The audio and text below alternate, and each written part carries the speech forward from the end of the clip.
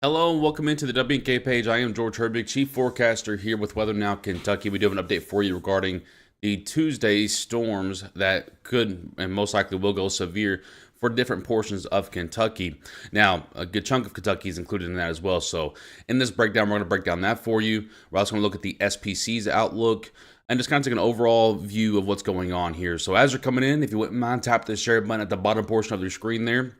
As always with these series update videos, we want to make sure we're getting them spread out as much as possible. So help us do that by hitting that share button. Put on your news feed so that way your friends and family can view it as well. Make sure you say hello as you come in too so I can greet you. Don't pay attention to the hair this morning. It's kind of everywhere. What little I have left anyway, because this system has just been... it's been pretty straight... I don't want to say straightforward.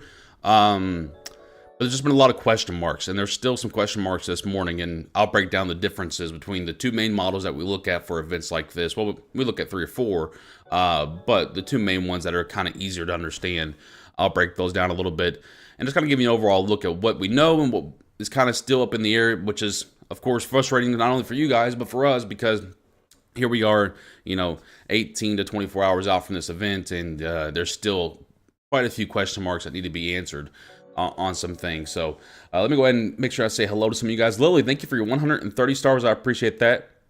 Thank you, Jessica, Haley, Angela, and everyone else for getting the shares started early here. I appreciate you doing that.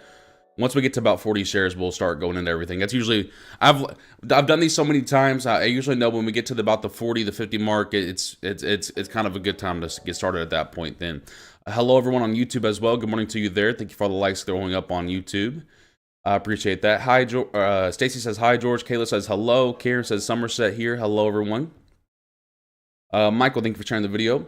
Good morning, Angela on Facebook. Morning, George. Good morning, Cody. Hello, Aaliyah. Angie, hello. And again, we'll probably give it about another 30 to 45 seconds before we dive into the information. So if you just kind of want to say hello as you're coming in here, I appreciate that. I like to give it like 2 minutes before we start, because a lot of people still come in those first 2 minutes. Sometimes the notifications go out at different times. Again, don't pay attention to what little hair I have left. It's kind of everywhere, just like this system is. So kind of matching. Jessica, thank you for the 99 stars. I appreciate that. But we're putting in some overtime here, brother. Good morning. I don't want to butcher that name, but good morning, Renea. East Kentucky here. Hello. Thanks for getting us informed. Sierra, hello. Sheena, Kathy, hello. Lauren, hey, what's up? All right, so if you're just now tuning in here, I know there's a lot of new faces in here, so I want to do that little intro once more. I'm George Herbig, Chief Forecaster here with WNK. First of all, good morning. I hope everyone had a great Easter yesterday. It was a beautiful day for much of Kentucky. Some very small portions of northeastern Kentucky did see some rain shower and hail activity yesterday, but for much of the state, it was a beautiful day. Today, if you go outside, you can already feel that it smells a little bit different in the air. And that's because the humidity and the dew points that we're looking at from the Gulf of Mexico have arrived in Kentucky. And it's going to make it feel a lot different over the next 24 hours or so in the state. And that's really the fuel for what's setting the table here for Tuesday. If you did miss our post earlier, we did drop the alert day for today, which don't celebrate that, because that just means that Tuesday morning and Tuesday afternoon might be a little bit stronger.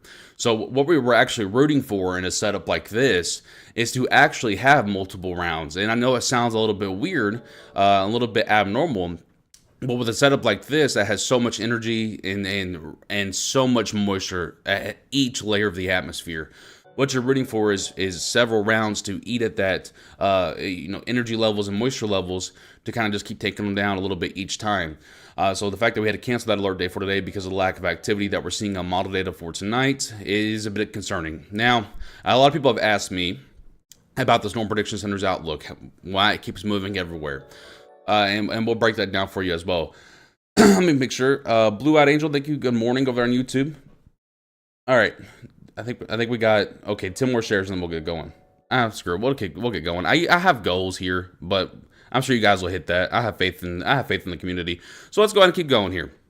So first I want to look at here is the storm. Maybe make sure it went to the right scene. Sometimes it doesn't work. Okay, it did work. But for this, I'm actually going to switch to the full display. So sorry to my sponsors. Let me go to the full display for just a moment. So this is the National Weather Service's Storm Prediction Center Convective Outlook. So this, if you've never seen it before, is an outlook from the National Weather Service that tries to display and depict the best areas for storm activity, as well as which type of storm activity we're looking at. So this is day one up here. If you see it up here, day one, and then so far and so forth, I don't know, not enough coffee already, even though I've already had 2 cups. Day 2 down here, and then day 3, so on and so forth. There we go, got it right that time. So you'll see this. A lot of people are getting confused by this. So I want to show you this for a second real quickly, because a lot of people saw this and then came on to the post that I posted about 40 minutes ago and said, why are you canceling the alert day when the SPC actually increased the alert level for Monday? Well, if you look at the time frame up here in the top right, a lot of people don't know this. And this is why I think this probably needs to be overhauled, because this is easily confused if you don't look at them often. So a lot of these outlooks, the day outlooks, go for 24 hours or 23 hours, 7:45 a.m. Central Time to 7 a.m. Central Time of the next day. So a lot of people will see this Monday outlook and think it's specifically for Monday. That's actually not the case.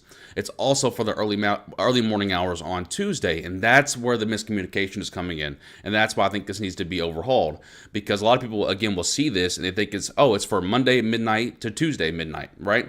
No, that's not the case. It actually goes from Monday at 7:45 a.m.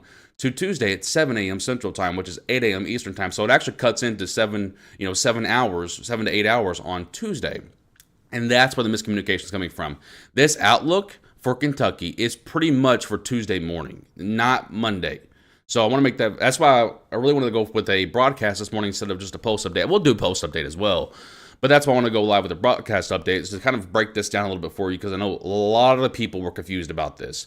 They saw the SPC upgrade for Tuesday morning, or technically Monday, April 1st, but they didn't realize that it could also mean for Tuesday morning at that point as well. So just wanted to break it down. We'll also look at model data, but wanted to kind of just really hit that very quickly there. The main mode for the Tuesday morning storms, severe winds, 30 to 44% of a risk from basically very far northern Kentucky along the Ohio River, and then of course northern Kentucky up here toward the Covington and Florence areas. There is also a tornado chance as well Tuesday morning, I will point out to you. And that basically goes from the parkways in Kentucky to everyone north. So basically just north of Lexington to the Covington areas, as well as Frankfort, Louisville, Hardin County in that as well, Owensboro, Madisonville, Paducah, and those areas. That brown is a 5 to 9% risk of a tornado. This hatched area you see out here to the left, that's outside of Kentucky for Tuesday morning, that is a chance of a significant tornado, greater than 10%. So you see kind of just a little bit of perspective there. The better odds for tornadic activities on Tuesday morning is out to our west. That won't be the case for Tuesday afternoon.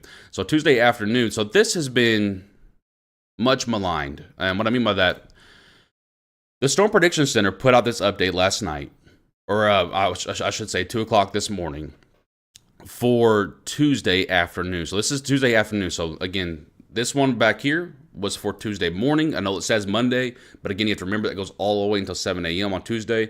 This is for Tuesday morning's round. If we get around on Tuesday morning, I should point that out as well, and I'll kind of show you that too on the model data. This is for Tuesday afternoon. So what I want to point out here, a lot of people are going to see this and realize that a major chunk of Kentucky's population is in that 3 out of 5 risk for severe weather. Basically from London to Corbin to Williamsburg to Bowling Green to up toward the I-65 corridor, up toward the Frankfort and Louisville areas, and up toward the Florence areas. Now, this, in my opinion, is inaccurate. Every model last night and this morning, and so far, I mean, some are still coming in, as you can see here. As you see these green bars coming in, some are still coming in for the morning and afternoon runs. I have pulled this north, and so when they came out with this at 2 a.m. and actually they pushed it south, it kind of threw a lot of folks for a loop. Basically, I don't have any communication with them, but what I'm thinking that they're thinking is that morning round on Tuesday will absolutely wipe out almost all the energy for, I know we don't cover this area, but for southern Indiana and Ohio and western Kentucky. Now, there's still a 2 out of 5 risk, which is still, elevated. But the better risk in the SPC's mind is down here to the south for southern Kentucky, central Kentucky, and eastern Kentucky. I can tell you that based off of what I'm seeing this morning, the best risk for the most severe weather is absolutely from Lexington to Florence to Louisville to Elizabethtown and then back over toward the Owensboro areas. That's been the consistent theme so far this morning. And I'll show you that. I'm not just going to tell you. I'll show you what's going on the model data. But this kind of threw a lot of folks for a loop. So I do expect, and I think this updates. I think it updates in a couple of hours. I'll have to check. I'll have to check to make sure. But I think it updates in a couple hours, and I expect numerous changes to this. So just know I'm showing you this now, but I do expect some changes to this. The tornado outlook for the SPC does have the greatest outlook or the greatest threat in central and south central Kentucky. Again, this is also not agreeing with the model data whatsoever. The best tornado outlook from model data is actually well up here from basically Elizabethtown to Lexington and then up toward Ohio and southeastern Indiana. That little rhombus or square right there, that's where the best tornado outlook is according to model data right now. And quite frankly, it's been that way. So when they came out with this again at 2 o'clock this morning, it threw a lot of broadcast meteorologists, forecasters, enthusiasts, whatever you want to call everybody. It threw a lot of folks for a loop. So I do expect several changes to this as well.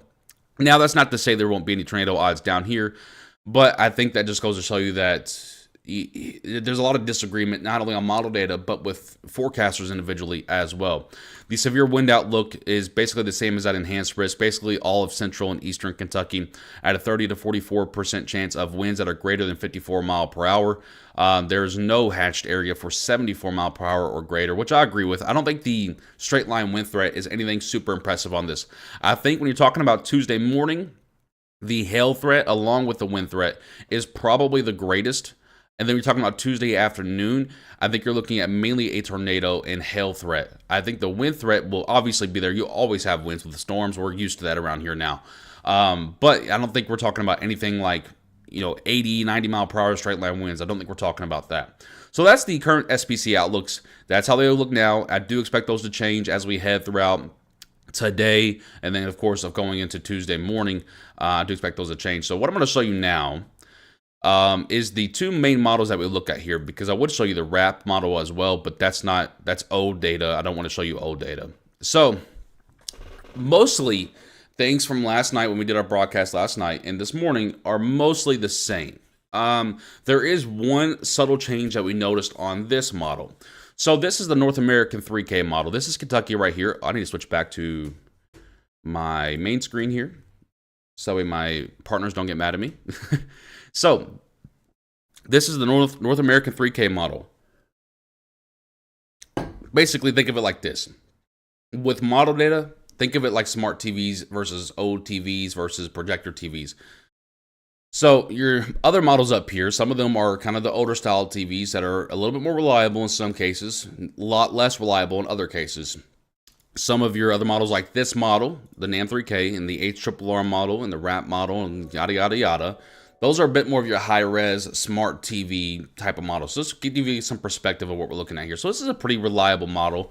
Sometimes in setups like this particular model can tend to overdo what we call surface shear. It basically wind energy at the surface to be able to turn storms around. It can sometimes overdo that. So we're going to keep that in mind as we look at this. So you have to know what the biases are for each model. They're all equations, but some of them have biases built in with them, okay? So as we push this forward here, so this is Monday. You can kind of see why we dropped the alert for Monday. There's just nothing going on here. The biggest reason for that, and we talked about this a couple of days ago, the biggest reason for that is there's actually a big cap in place.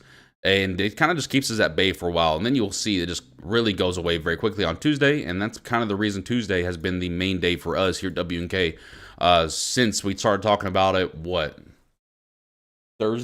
Thursday, I think, something like that. So this is Monday. Nothing really going on. Now, you can see the time frame in the top left corner. This is 5Z. So basically, if you take 5 off of this is 5 Zulu time, which is what the weather runs off of. If you take 5 off of it, that's your actual time for us here in Central Time. So 5 minus 5 is 0. So double 0 in military time is 12 a.m. So if you want to try to keep up with the timing here, that's kind of how you do that. Again, so like, for example, 6Z would be 1 a.m., 7Z would be 2 a.m., so on and so forth, okay? So we have this low pressure out here to our west in Missouri that's going to ride up toward Illinois and Illinois and Indiana. Now, how this moves is absolutely crucial to how things play out in Kentucky. If this low pressure is to go like this, where it goes a steady northeast, we were in play for some really strong to severe weather. If this low pressure comes a little bit more south, then we're at play for some stronger weather in southern Kentucky. If this low pressure travels a little bit north into northern Illinois and Indiana, going out to the Great Lakes, well, then it pulls most of the main energy to very far northern Kentucky, Indiana, and Ohio, and kind of leaves southern Kentucky in a gap, whereas Middle Tennessee will also see severe weather, but it will actually gap a majority of Kentucky. So the placement of this low pressure and how it interacts with the jet stream to the north is going to be really, really important on how things evolve here. And that's why there's been a lot of discrepancies, because each model basically is showing a different interaction with that northerly jet, and that's displaying a different output. So that's why there's been a lot of disagreements between model data. So this is Tuesday. You can see the low pressure actually again starts back here at a 994 and then comes all the way over here through Illinois and Indiana. Gets a little bit stronger as it deepens right there. You saw that if you pay attention real closely. This low pressure is actually going to shift south just a little bit. Well, it's not shifting south, but it's going to give its energy to the southern part of the low, and that's what we call deepening or strengthening of the low pressure. And you'll see that number drop, which actually means the low pressure is getting stronger. So then that'll kind of settle down, and then it'll eject east. When it starts to settle down and eject east, that's when storms will fire, because that's when the flow above our heads actually catches up to Kentucky and reignites the line from the morning part. Now, the interesting part about this model, and I'm going to zoom this in for you. The interesting part about this model, it shows absolutely nothing for Tuesday morning. So this is Tuesday morning at 5 a.m. You can see a couple spotty rain showers. This is probably actually just heavy clouds at this point. And then as we head through 8 a.m., nothing. 10 a.m., 11 a.m., nothing. 12, 1. Now we're starting to get that line from that low pressure. Now it's igniting out here to the west. A couple of smaller showers out here to the east. So that's concerning, because if there is no round or no morning round on Tuesday, then that third and final round is going to be extremely strong. Now, I do think there will be a round of storms on Tuesday, and I'll show you that on a different model, but I just wanted to point out to you that at least a couple of the model systems that we look at don't show a morning round for Tuesday, and instead to show one really strong line Tuesday afternoon. So this is valid for 5 p.m. or Central Time, 6 p.m. Eastern Time. You can see it shows a supercell here just north of Louisville, a supercell in the northern portions of Hardin County, a supercell down here in Cookeville, Tennessee, and then up here towards Cincinnati as well. And then it turns into more of a straight line wind damage threat out for eastern Kentucky, and then it just kind of wipes out. Now, that does not look like a significant line at all. It really doesn't. But when we go ahead and look at the actual sounding here, this is going to look absolutely outrageous. Don't pay attention to this. But what we see over here, let me make sure you can see it. You can, okay. But what we see over here in this left side are these energy marker boxes, and they're all lit up with concerning numbers. You have surface here of surface to 6 kilometers here of over 80, which is a lot. Surface cape over here to the left side, that's over 1,500, which is a really sufficient amount of cape. Sorry, I have to find the right word there. Lapse rates over 7, which means storms will be steepening. And then you have that lift occurring to those storms as well. And you also have a turning of the winds at the surface. And so this would be a pretty concerning line of storms. Tuesday at 5 to 6 p.m. And then as it moves through, hour by hour there. So as we look at a different model here, this is the this is the HRRR model.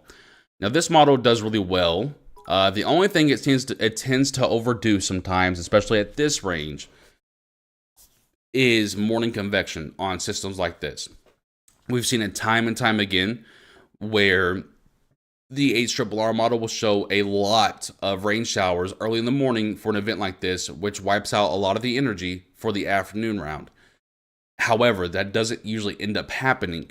So we have to kind of take a compromise of the two. So the HRRR model tends to overdo morning rounds. The NAM3K model tends to way over or way underdo morning rounds. So we kind of have to take a compromise of the two. And that's kind of what we've been building our forecast around. It's kind of a compromise of these two models and just kind of going with a gut feeling on some things here. So what I want to show you is that for Tuesday or for Monday, it also doesn't really show anything. So again, that's why we dropped the Monday alert day, because strong cap in place.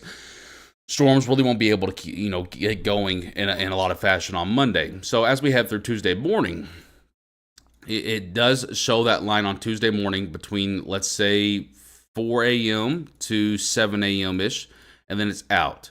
And then it shows a clearing pattern, and then here comes your low pressure that we saw on the North American model.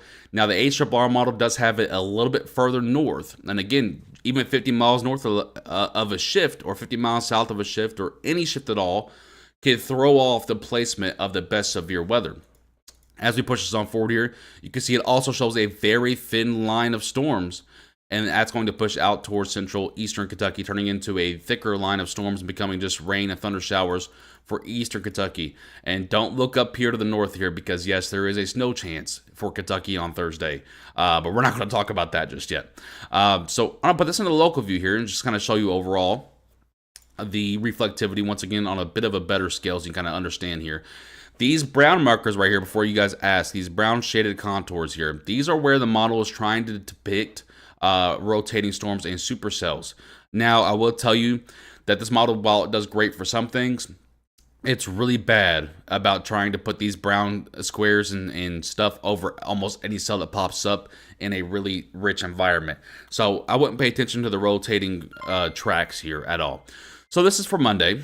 You can see it does show a couple of thunder showers for very, very far in northern Kentucky, but nothing absolute crazy out there. Maybe some hail, but nothing absolutely crazy out there in northern Kentucky. And then as we head through Monday night and Tuesday morning, it does show that Tuesday morning round. Now, the difference here with this run versus, let's go back to last night. So for Tuesday morning on last night's run, it actually had the better chance at storm activity for western to deep central Kentucky right here. On this morning's run of this same model, it actually shows the best chance for rotating storms for northwestern and north central Kentucky as part of kind of like a tail-end Charlie for QLCS line. Basically, the very bottom of a line of storms can be really strong to severe and rotating. Now, the one thing that the HRR model is doing, by the way, I want to point out real quickly, this line would impact the area between 2 a.m. and around 8 a.m. So 2 a.m. So our timing so far is still on par with our forecast from last night. Now, the one thing that this model is doing is it's showing constant rain showers and maybe a spawn of a weak supercell throughout the morning hours on Tuesday. There really is no big window of break. And then you kind of have the line come through Tuesday afternoon around that same time, 3 to 8 p.m. Eastern time. And it really, I'm not going to show the energy markers, but this model really wants to put something, what's the word I'm going to look for here? Because I'm not going to, really wants to put down something strong for northern Kentucky, right? Basically north of Lexington, north of the I-64, or I'm sorry, the I-70 corridor. It really wants to put something down strong up here. A couple of things. Then it also wants to put something down strong in Hardin County, going more toward Springfield areas and then out toward the Somerset areas.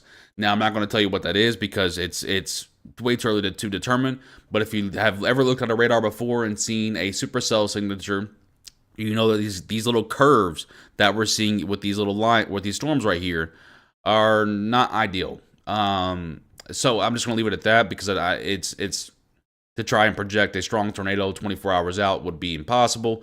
But just know that this model, it's overdoing, in my opinion, the morning showers, and it's underdoing the afternoon showers. So basically, this model as well wants to gap south central Kentucky. As you can see, not a whole lot going on in the afternoon hours on Tuesday until we get to the evening hours, until this line is past I-65.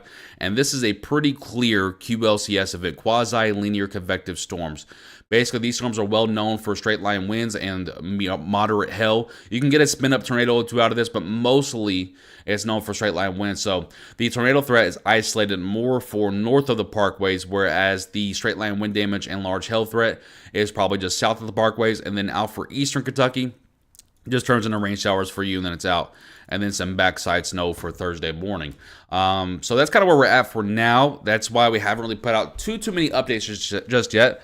Because there's still, while we have great confidence in severe weather occurring on Tuesday, there's still some question marks. So to recap, is there going to be a round on Tuesday morning? If not, that Tuesday afternoon round would be significantly strong. If there is, both rounds can still be pretty strong, but carry different threats. So the morning round will carry a large hail damaging wind threat. You can still get tornadoes Tuesday morning as well, but they're a little bit more elevated storms, so they're a little bit more indicative of large hail and damaging winds. On Tuesday afternoon, the storm threat would be tornadic and strong winds as well as moderate hail. So some question marks there. Question marks on where exactly that low pressure that we saw, where exactly that tracks and how that interacts with that northerly jet is going to be absolutely crucial.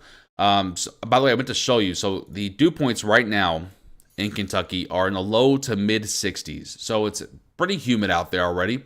I want to show you real quickly. I'm going to zoom back into the local view here and kind of pull up the dew point chart. I know a lot of people were asking about this and how humid it was going to get. I got a fly in here or something. Go away. So the dew points only go up throughout Monday. They kind of take a bit of a break Monday night, and then they go down a little bit for Tuesday morning, and then they'll just skyrocket back up. And so what this model is trying to do is, again, split southern Kentucky. So if you notice, the best dew points are basically from Elizabethtown, Lexington to points north, and then they have it's still rich, right? 64 is still rich, but a little bit of a gap here for southern Kentucky and western and eastern. And then it gets rich again down there for Middle Tennessee and Eastern Tennessee. So, again, I think this model is struggling a little bit. I think it's still trying to figure out what it wants to do. It's showing multiple different things that aren't quite lining up together just yet, in my opinion. It's kind of painting a blurry image instead of just a clear-cut image. So that's where we're at for now. If you missed it yesterday, here's the forecast we made last night. Now, this is probably going to change. But this is the forecast that we made last night. And it kind of, actually for the most part, so we made this like yesterday. Actually, we made this at 4 p.m. yesterday, but we didn't show it until 7 to 8 p.m. because we wanted to make sure we had the confirmation there. So from 4 p.m. yesterday to right now, it's still pretty on par. The highest threat being northern Kentucky, and then maybe in central Kentucky. The only thing we might do is, depending upon if there's a morning round of storms, we might pull this red zone back a little bit to include the Owensboro areas. We might extend this eastern edge of this red zone out just a little bit as well. And then we might extend the orange zones out to match those. I don't see any major changes to this coming. But that would be the main changes, that if we were to make some, depending upon what the rest of the data shows for this morning and going into the early afternoon hours today, that could be the changes that we make. But so far, I would say this is probably about 90% accurate for what we've seen on the morning data so far. I know, Kayla, an absolutely dynamic system. All right, let me catch up on a lot of your notifications. Mariah, thank you for the 20 stars. Angela with 99, thank you so much. Haley with the 99 stars as well. Make sure I didn't miss anyone else's. Jessica with 99 stars, thank you. Lily with the 130, thank you as well. I appreciate all your all-star donations on Facebook. Thank you so much. So sick of severe weather. Yeah, but for compared to the last 3 or 4 years, it's actually been a rather calm March. Now, I know for some people, like, in North Central Kentucky a couple weeks ago, it got quite rowdy. But for the most part, compared to the last 3 or 4 Marches, it's been pretty calm. Arizona, at this point, I think there should be a concern everywhere in Kentucky until we get a little bit more clarity on exactly the specifics on what round occurs, what time those round occurs. I think everyone in Kentucky needs to be paying attention to forecast. Is this going to be a PDS? Brooke asked if this is going to be a PDS. So if you don't know, a PDS means a potentially dangerous situation. So I don't use that lightly. I don't use that lightly at all. No one uses that lightly. But I'll tell you a couple of the weather soundings that I'm looking at. If you don't know what a sounding is, basically information that goes into that model and being outputted. A couple of the soundings and information that I'm looking at does indicate that, at least for northern portions of Kentucky, a potentially dangerous situation may arise. Now, that is worst case scenario. obviously. So we're not really ready to put that out there just yet. If the time comes, we'll put that out there, and the National Weather Service will put that out there as well, and they'll let everyone know. But at this point, I wouldn't really bank on anything like that, just because that is the utmost echelon of severe weather. And that takes a pretty large threshold to break.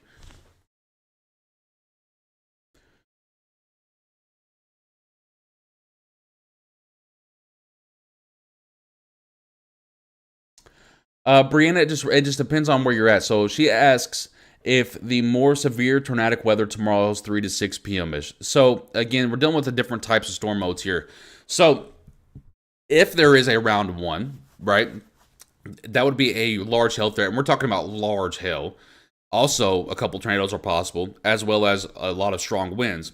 Now, that could be stronger for areas in northwestern Kentucky, whereas the Tuesday PM round would be stronger in northeastern Kentucky. So to answer that question, it just kind of depends on where you're at. Different times of the day will be more significant for different folks, depending upon where you're stationed at in the Kentucky.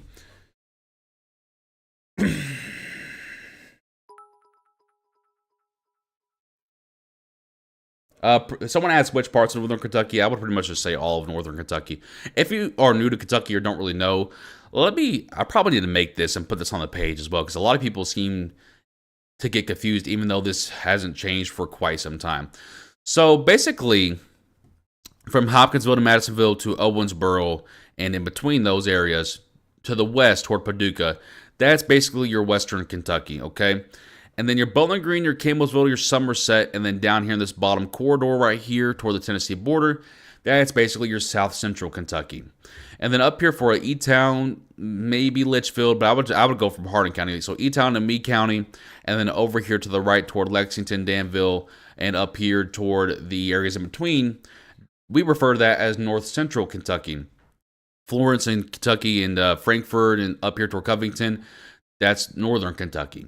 If you go out here to Ashland, Pikeville, Harlan, basically out here past Moorhead, that is your eastern Kentucky. So that's kind of how it's broken down. It hasn't changed ever since Kentucky's been a thing, but for sometimes, some people refer to it as different things for some reason. I think I need to make a map and just pin it to the page so that people know that when we refer to a certain area, they'll know where they're at. But just in case you guys didn't know, that's kind of how Kentucky's broke down. Some people have it a little bit different. For some reason, some people want to call Moorhead Central Kentucky, even though that's definitely not the case. Like, how in the world is that in the middle? Central means middle to me. How in the world is Moorhead in the middle of Kentucky? So think about it like that. So Central's middle, Eastern's right, Western's left, and that'll help you identify a lot of those things. I agree, Eric. Chris, I think Hardin County is one of those places where both rounds could be quite strong. Again, we're kind of waiting, and I know it stinks, guys, because we're getting close to the event, but we're really waiting to answer specific questions until those models come into good agreement. That I just showed you for yourselves over the last 15 minutes, 20 minutes. Both of the models still disagree quite drastically, which is really unfortunate because, again, we're getting to the point where we're 24 hours from the start of the event. You would hope that all these models that cost millions and millions of dollars would be great at this point, but you can kind of see why model data is unreliable and why I have probably done more calculus and notes and stuff over the last 36 hours than I've done in quite some time. And that just goes to show you just kind of the complexity of this event. So that's kind of just where we're at this point. Lisa, I'm really hoping by this evening. I'm really hoping. So we did trend toward the right direction. So I will tell you that on the 12Z runs here, so the morning runs, they got a little bit closer, but you can still see that they're quite far away. Now, we have some, well, what's the right word here? We have some analogs that help try to identify how this type of system did in the past. And so we're going based upon that, really. But even that is disagreeing with what the actual current model is saying.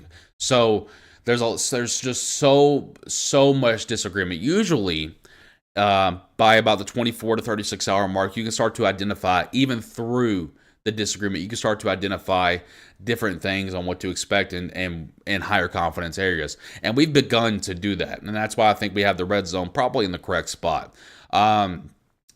However, on this system, the analogs, the data, the information, it just all disagree, and we're only 24 hours out. They just all disagree. It's not even really remotely close, and it's really unfortunate. Now, I can tell you that the long-range data, so the European model and the GFS model, that has been super consistent. However, the problem with long-range data within 24 hours is it's not high resolution. Basically, everything looks like a big blob, so you get these very general, very broad outlooks instead of it being high resolution where we can get really specific with things. So that's why we've kept our outlooks really general, really broad, because we have more faith right now in the long range models than the high resolution models, because the high resolution models are still like those let's say you have two 13-year-old daughters. You know, if you ever had 13-year-olds in your house or whatever, you know what I'm talking about. And they're just constantly going at it on which one's right, which one's wrong, or what. You know what I mean. If you've had kids or if you've grown up with siblings, you know what I mean, right? That's basically what these two models are doing. One's saying I got the right idea, one's saying no, I got the right idea, and neither of them agree with what's happened in the past. So it's been an absolute whirlwind over the last few days. Is a disagreement a good way or a bad way? Disagreement is bad regardless, because then you just don't have a clear-cut idea. All right, I think we're getting to a good point here. Some of the new models are coming in now, so I'm going to hop off of here. We're at the 37-minute mark, which is well over where I wanted to be. I want to say thank you to everyone that's tuned in so far and throughout the last few days. And of course, we'll post several updates on Twitter and on Facebook. By the way, if you haven't already, follow our Twitter at WeatherNowKY here. We post several more updates to there rather than Facebook, because if we post several updates to Facebook, our posts start getting hidden by Facebook. We've noticed that. So we try to stay away from posting more than probably once an hour on Facebook. On Twitter, we can post as much as we want. So we usually post more updates on Twitter than we do on Facebook, not because we don't want to, but because that's just how it works. So follow us at WeatherNowKY on Twitter. If you don't have one, make one. It's a social media platform. It's great. So at WeatherNowKY over there, we post several more updates. Also, you can post, or you can turn on our post notifications as well. And I've noticed that the post notifications work a lot better on Twitter than they do on Facebook. So that's where we're at with that. We do another live tonight. Jacqueline, if a lot of things change and things start to look more serious, I mean, they already look serious, don't get me wrong, but if things start to look even more concerning, we'll probably be doing another live broadcast tonight. I'll also be making a written post update here in about an hour and a half, so make sure you're looking at our page on Facebook, on Twitter here, to get those ideas on what to expect. I just want to real quickly thank some of the new followers. Megan again, Jim, Crystal, Brianna. Thank you to all the new followers on Twitter. I appreciate you guys doing that. So that's going to do it for us here at WNK. Make sure I'm okay. Okay, we're good. I'm George Herbig, Chief Forecaster here with WNK. Until next time, stay safe, Kentucky.